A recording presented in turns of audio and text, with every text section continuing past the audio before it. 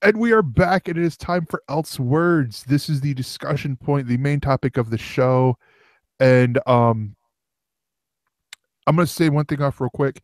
Corey nailed it last week with the whole Marvel Comics thing. I'm just mentioning this, but with our last discussion point where it was, Marvel Comics doing the new digital thing, I don't even think it was an hour. I think we quit the thing and then like we quit broadcast and then Beats like, hey, here, and there was already a petition for the old way.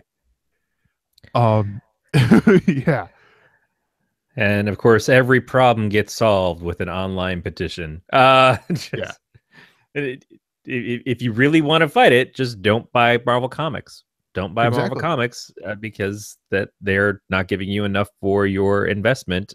In the now we've raised the price based off of having digital code, but now the digital code isn't what we promised you originally. So that's how you affect them. Online petitions are unfortunately they don't do anything. Yeah, but sorry, I have a sneeze coming on, and it's like not wanting to come out yet. But so what our main discussion topic is Lucasfilm's official statement on using CGI to add Carrie Fisher into future Star Wars films. Now this is all stemming from the sudden tragic loss of Carrie Fisher, and there was that question of, yes, it was announced that she had finished filming everything for episode 8, but what about after that? There were talks, there were speculations on, well, isn't there going to be something with like her interacting with Kylo Ren and all these other things? And it does state in her contract that Lucasfilm owns her likeness. They could, if they wanted to, digitally impose her into future properties. But it looks like they're not going to do that. Yeah, and I have to say I'm grateful. Now, so just recently, and is in still in theaters right now, and probably still doing pretty well. We got a Star Wars story with Rogue One, Yep. and some spoilers for Rogue One if you are one of the people who haven't seen it yet. They utilize a CGI version of Princess Leia. They had a stand-in. They superimposed her face, and a lot of people were not very impressed with the Princess Leia.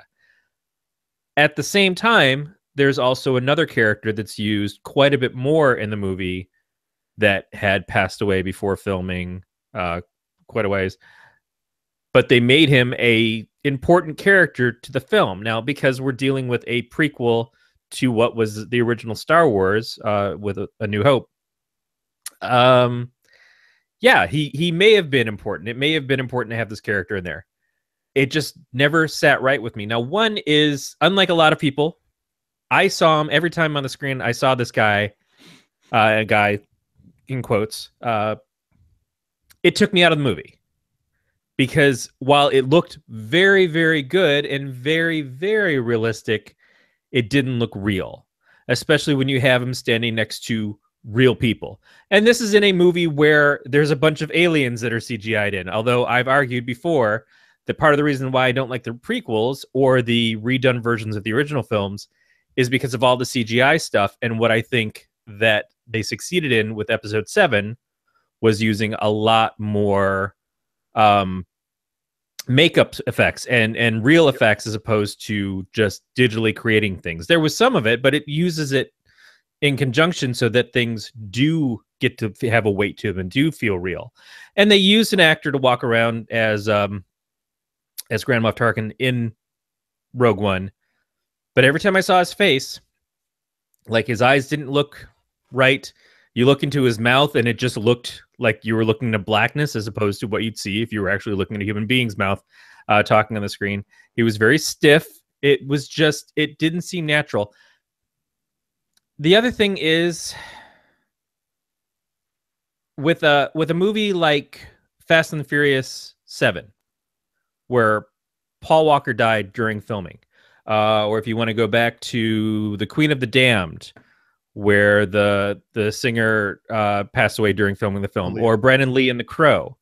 Those things, they're already invested in this movie. They've done most of the filming, and there are things that they need the actor for. Then that they like, we have to do something, otherwise we have to reshoot this entire film with a completely different thing. And we want to leave this intact as much as we can, because not only because it's our movie, but because it's the last piece of work from this person. You know, we want to respect what they did, and to then go and reshoot the whole thing now without that person and someone else in their place kind of sucks, because everyone's going to be looking for that footage. Everybody's going to be looking like, well, what happened with all the stuff that you did with Brandon Lee? Why can't we see that? Yeah. In that regard, I don't have an ethical problem, certainly not as much, for the usage of a digital stand-in. But when you're talking about we're making new movies, the person's already dead. You mentioned owning the likeness of Carrie Fisher / Princess Leia. Like, that bothers me. It bothers me because it's unnecessary. Now, again, we're talking about in movies like Star Wars with the trilogies, or in movies like Harry Potter, where we lost the actor who was playing Dumbledore and they had to replace him with a different actor, or in all the DC films where we have promised films that are going to be the next 10 years out, and what happens when one of those people goes away or passes away suddenly, and we have to then, but I don't understand what happened to Green Lantern, who had such an important part in this last film and was leading into this next Justice League. Why isn't he here now? I get that that's a conundrum, but that's part of the problem with planning movies out so far, is because you can't really know what's going to happen. Star Trek with Anton Yelchin, is the series just had the third film come out. He died right before the movie hit. And now it's a question of, you know, what happens to Chekhov in the Star Trek movies? Do we have Star Trek movies without Chekhov? Do we cast someone else? What do we do? And I think that's something that has to be looked at from each individual thing. But I just am not into the idea of having Princess Leia wandering around Carrie Fisher when we know that she's dead, and we know that thing up on screen isn't her. And whether or not they have the rights to do it, it would bug me, because it's not her doing it. Yeah. And when you have the rights to something like that, it's a question of, but would she approve? Like, yeah, she signed the contract and everything, but would she approve of how you used her in this? Or would she say, no, that is something that Leia would never do? And I think that's important. You get into a couple of things here then of, you know, if it's a movie that garners award buzz, you know, Oscar buzz and Oscar nominations, and you know, let's just go down this hypothetical rabbit hole here, and let's say that, you know, episode 9, you know, they fully digital, you know, digitally put in Carrie Fisher's, you know, General Leia in here, and she gets nominated for best supporting actress or best actress in a motion picture and wins. Who gets the award? Right. It's not her. It wouldn't be her, because she didn't say any of the lines, because she had been dead for 2 years at that time. And I know this is going to sound, you know, morbid and a little bit, but I mean, it's a philosophy question here in a lot of ways. But on the other hand, if the character wins the award and then the effects team gets it because they created the characterization, isn't that also unethical? Because, but they got it by copying a human being. You know, they got it by copying her mannerisms and her acting and her voice and everything else. You know, they've made a false human version of that. And it's weird. When I was a kid, there was a movie called Looker. It came out in 1981. Strangely enough, I did not realize this. It was written and directed by Michael Crichton. Now, Michael Crichton, we know, did Jurassic Park, but we also know that he did Westworld. And Westworld was one of those things of, like, here's fake humans. And the season we watched recently on HBO, while taking it to more extremes and everything, lot of similar themes. What constitutes a human being? What constitutes too far with an artificial? And in Looker, part of what they do, it's a murder mystery, but a doctor, a plastic surgeon, is hired to change and alter the looks of models and actresses to make them perfect. And the reason that they have to be perfect is so that they can be scanned digitally into a computer system. You know, this is 81, so that the computer system can then make replicas of them, and then they can basically own the actor and the actresses forever and just program them to do whatever they want. It's very sci-fi. It has Albert Finney is the lead, and Susan Day is the female lead in it. And Susan Day is like really cute in this. But then they murder the actresses. They start killing the people that they've replicated because they don't need them anymore, and then they won't have to keep paying them. So now they own their likeness in perpetuity, and it just saves them the money of like, I never have to pay them for commercials that I put them in. I have to pay them for movies I put them in. And it's a huge cost savings for them. And that's the same sort of thing. Like if I'm somebody working in Hollywood, like we already have feelings about when we send out animation overseas and we put animation companies in the US out of business, we're not paying them enough. And then we send this stuff overseas and we overwork the animators over there and don't pay them enough. And then they don't get the credits for things. Sausage party. But how would we feel when as actors, it's like, okay, I'm standing here and I'm trying to do my job as best I can, and I'm being undercut because you have digital fucking Ben Affleck over here. And it's like, shit, man, I can't compete with regular Ben as it is, but digital Ben is going to look great fucking forever. So what can I do? Matt Damon getting a little bit dad body over here. I just like, shit, fuck. So it leads me to a lot of questions. Like, is this something, like, are we okay with this? It's one thing to have an animated film, and the animation has definitely gotten better and better. And that's what I thought when I was watching Rogue One, is that the animation reminded me of the cutscenes in things like Diablo and the Blizzard stuff, which has always looked so good, or Final Fantasy.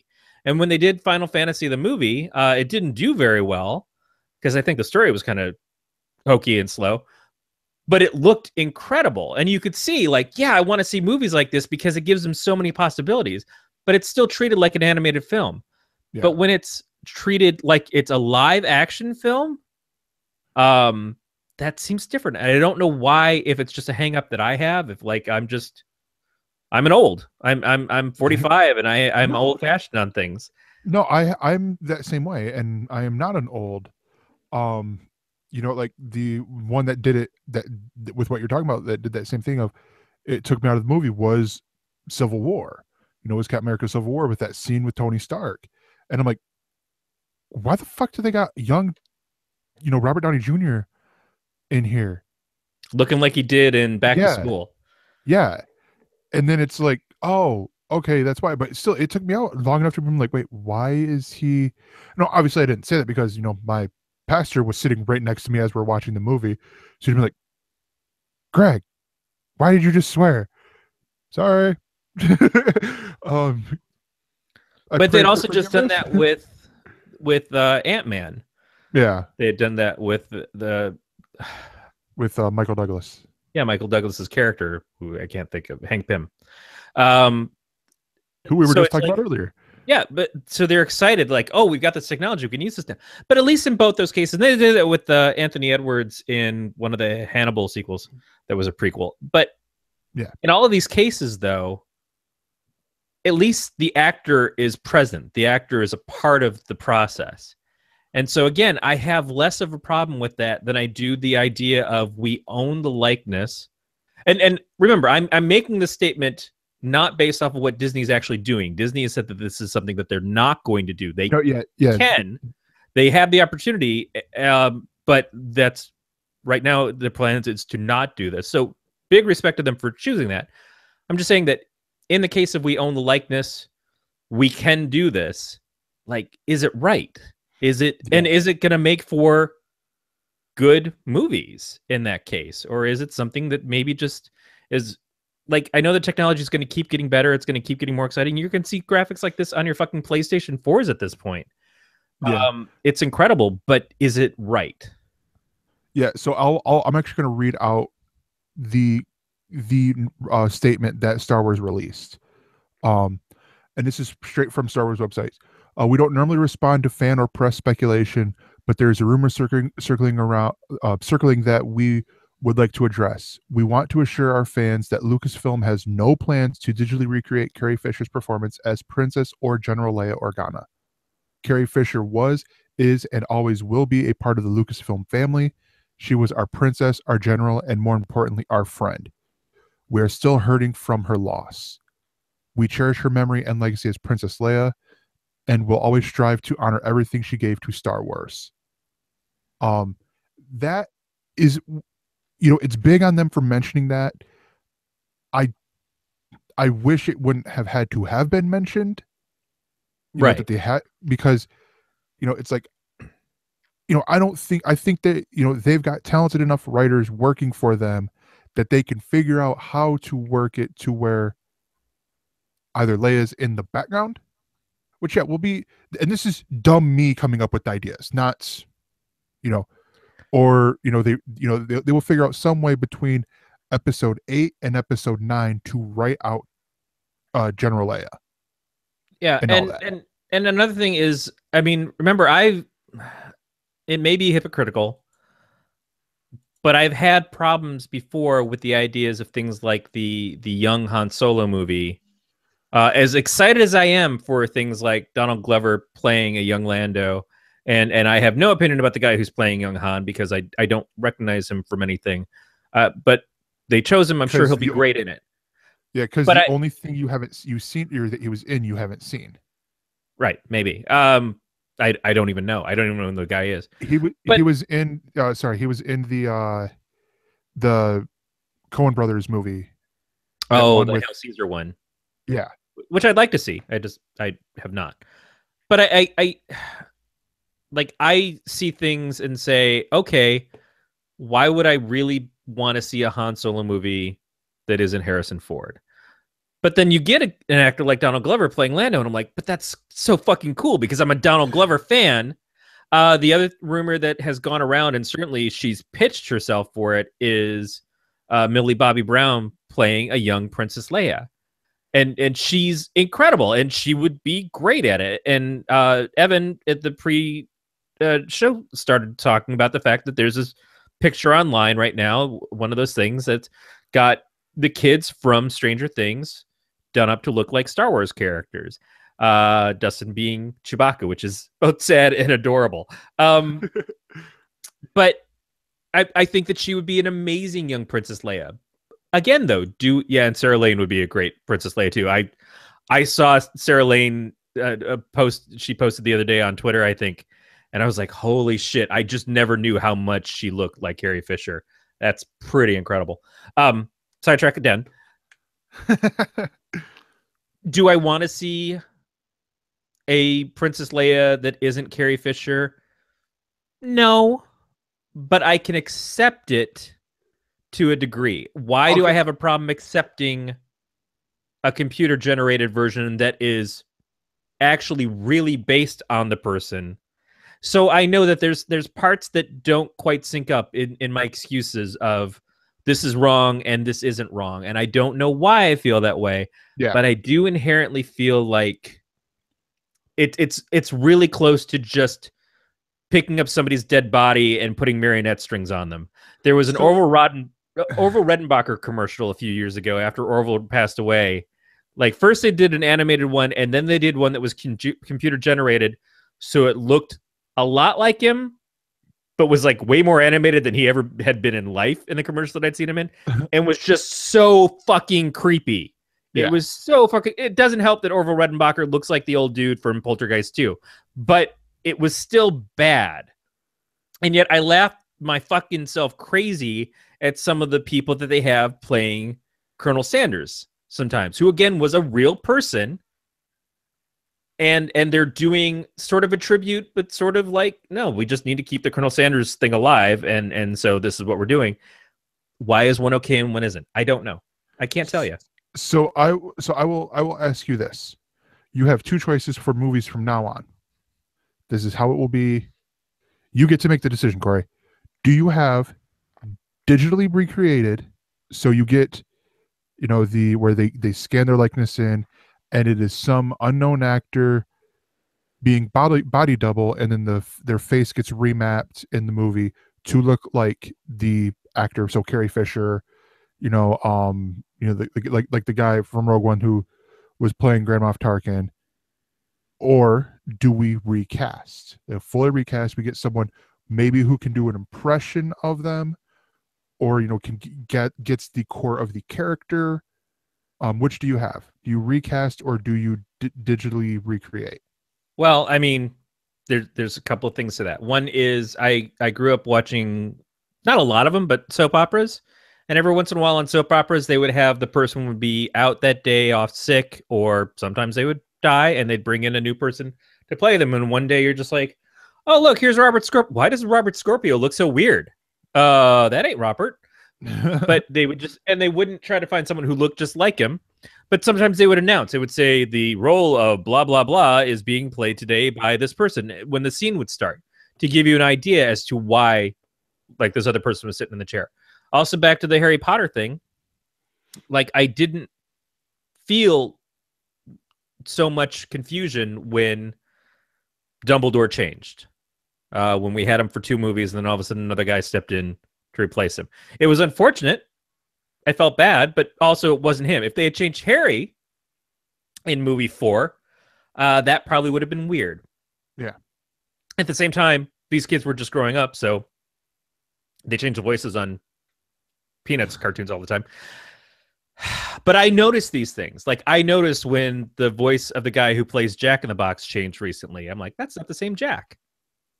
Same mask, same everything else, but that's a different guy doing Jack. I noticed when they changed Ronald McDonald's. I'm the guy who picks these things up. And it hits a little twinge of like, you're not Jack. You're not fucking Ronald McDonald.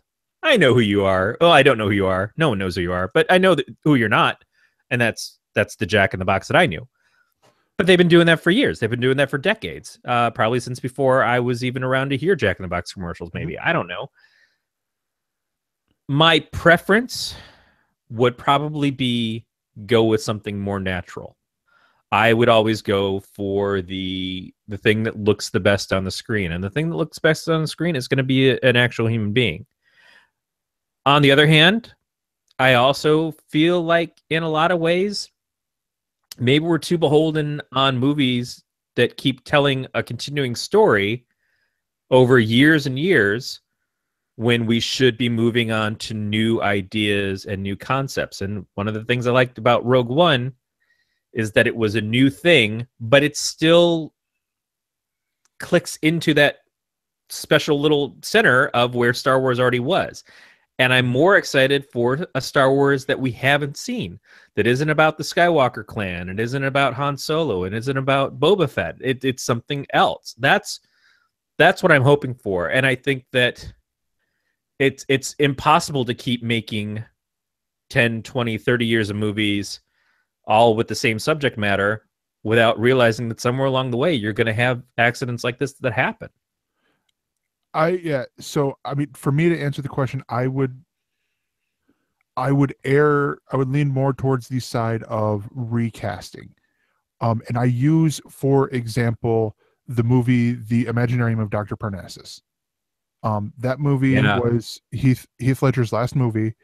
He passed away during the middle of filming it, and they could have done many things, but what Terry Gilliam decided on doing was recasting, and it ended up working out brilliantly. I don't know how much of the story they had to rewrite, but you had, I believe it was in the main world, it was all Heath Ledger, or they had a body double that did great, because it seemed to me like that was just Heath Ledger. And then the first time he went in, it was either the first or the last time that he went in to the Imaginarium, it was him. but there were 3 times in between where it was Johnny Depp and Jude Law and Colin, Irish Colin. I can't think of his last name. Colin Firth? Firth Yeah, Colin Firth. or Um, Colin the, Farrell? the one who played Bullseye in the Daredevil movie. Colin Farrell. Colin Farrell. Yeah. Um, and they stepped in to play these roles. And where it works out that way. And they weren't doing Heath Ledger. They weren't doing his character like how he would do his character. They were doing it how they would do the character, but it worked in that moment.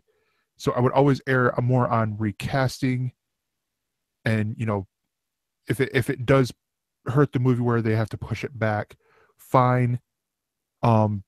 Because you get take the time to find someone who understands the character the same way that the original actor did. That's how I would lean, how I would go more towards. Because because you do get to this point where the characters are gonna you're gonna get to this point where all the actors are dead, but yet we still want to tell stories about Luke, Han, Leia, and well, all the actors are dead. How are we going to do this? Well, we got their likenesses. Let's digitally redo it. And we'll chop up all the other audio, and and boom, we're done. Yeah, and see, another thing is, I remember I don't remember which one it was. It might have been Revenge of the Pink Panther, but one of the final Pink Panther movie that had Peter Sellers in it, he had passed away of a heart attack during the filming, and you can see where they kind of had to scramble to finish the film to make it. Inspector Clouseau disappears partway through the film, and at the end they have him played by Roger Moore, doing a pretty okay Inspector Clouseau impersonation. But then they kept trying to make movies of the Pink Panther without Inspector Clouseau, like that had the son in one. They had someone else who like picked up the legacy. It was tough because it didn't really work. And I think that's sort of like, I get where you go and say, we're trying to finish this movie. We're going to do the best we can with what we have. And sometimes it works, and sometimes it really, really does not. And in that case, it didn't. So I think you always got to be careful. You got to stay true to the art. With the Imaginarium of Dr. Parnassus, it made, I think, the movie better. Because it was a tribute both to Heath Ledger as an actor, but it was weird enough that it made sense in the context of, it's a Terry Gilliam movie. Of course it's going to be fucking weird and have different people playing the same character. I think that's awesome. But you just got to know, you got to pick your battles on that kind of thing. And man, I really appreciate Disney taking the high road on this one, just at the same time that they just didn't take the high road by using an animatronic Grand Moff Tarkin in Rogue One. But it wasn't like it was what the movie hinged on. It was more like, we're doing this because it's good for the story, and because it's good for the character, and it's because it's kind of good for the actor, I guess, in a way. Maybe his estate gets paid out for that, and they get a little bit of kickback, which is fine. I always feel bad for heirs of some of these people who probably should have been taken care of a lot better if deals hadn't been made the wrong way years ago, like Kirby's family and Siegel and Schuster's families and stuff. I don't know. I'd rather see episode 8 and episode 9 lean more towards new characters anyways. Yeah. After 7, I loved those new characters so much that I kind of wanted to see them be the primaries of the stories. But I get that while you had Carrie Fisher there, why the fuck wouldn't you use her? Mm-hmm. I understand. I lean towards this of more questioning why, and sticking with Star Wars, why people would be outraged with digitally recreating a person, much like you said, when they did it with Grand Moff Tarkin,